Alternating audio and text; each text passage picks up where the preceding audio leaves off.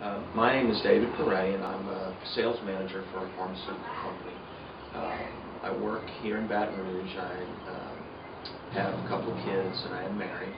As far as why I chose CASA, I think in any community there are a lot of different opportunities to volunteer, and they're all worthwhile organizations.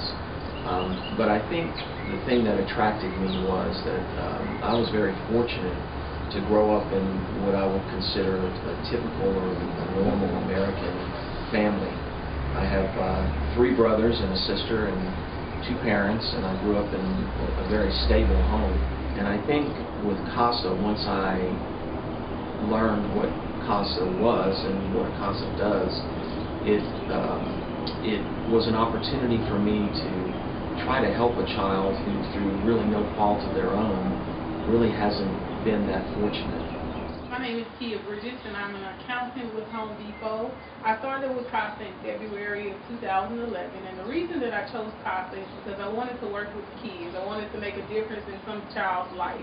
I know firsthand what child abuse can do and what child neglect can do to a child's ego, to their pride, to how it can affect their personal development. And so I wanted to be a motivating force to help those children succeed.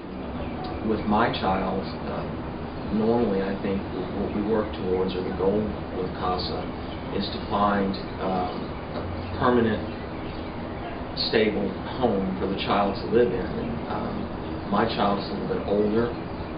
He's a teenage boy, and unfortunately we weren't able to find a permanent place for him.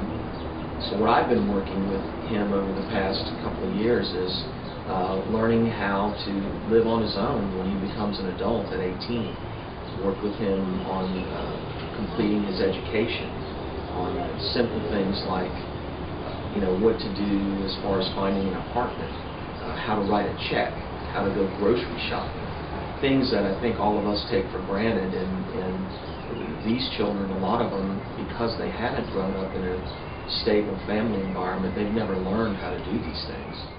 Commitment that you have as a volunteer with CASA, there are some things that you have to take into consideration.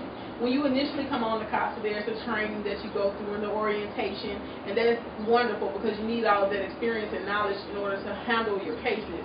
Initially, when you get your case, you're going to spend a lot of time researching and finding out who the parents are and who are the very big people that are important to this case. And so once you do that, it becomes kind of a system and a routine.